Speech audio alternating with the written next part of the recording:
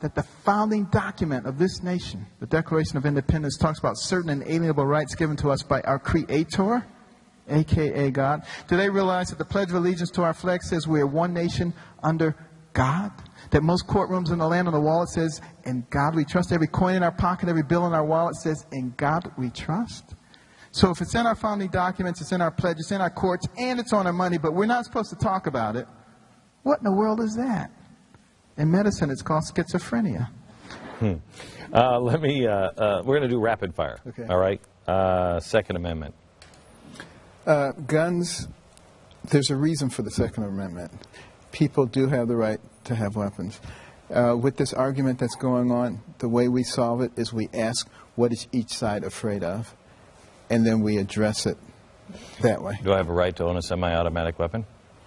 It depends on where you live. I think if you live in the midst of a lot of people, and I'm afraid that semi-automatic weapon is going to fall into the hands of a crazy person, I would rather you not have it. If you live out in the country somewhere by yourself, I have no problem. Is that a government, the federal government, or the local government that can decide that? I think it'd probably be a local.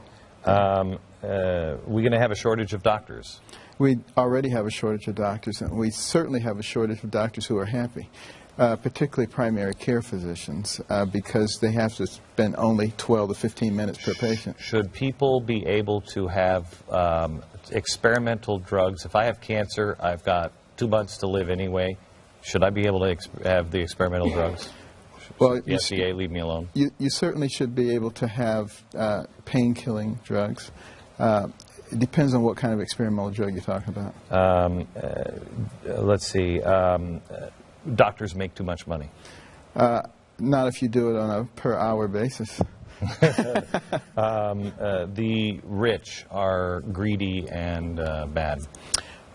If we don't have the rich, we all devolve into something that's going to be economically non-viable, because look at all the things that happen because somebody owns a yacht. Look at all the different people who get employed. Look at all the things that have to be manufactured.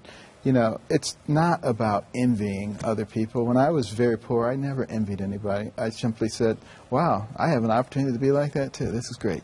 Name a politician that inspires you. I know. That becomes a more difficult question. For me, it's an impossible question, so.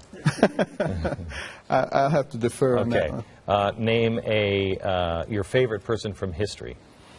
That would be Jesus. Besides Jesus. That's okay. George Washington. George Washington. I love you. Well, might as well. You going to run for office? It is not my intention to run for office because I would be a terrible candidate. I don't believe in political correctness, and there is no way I would get into that slime pool with all the special interest groups. I'm not going to do that. So under those circumstances, it would be very difficult. However, I leave it in the hands of God. Meaning? Meaning it's not my intention, but I've done many things that weren't my intention. What's harder, to follow God when you want to do something or when you don't want to do something? I'm having a hard time knowing if it's my voice or his voice sometimes. Well, you know, what he does is he opens doors and he closes doors. And that's what you ask him to do. And you also have to go based on your feelings. You pray, you ask for the guidance of the Spirit, and you see how that feels. You know, there's been all kinds of things that people have offered me, and some of them look very glamorous, but they don't feel right to me. And I say, no, I'm not doing it. Thank you very much. Doctor, what a pleasure meeting you. Thank you. Back in just a minute.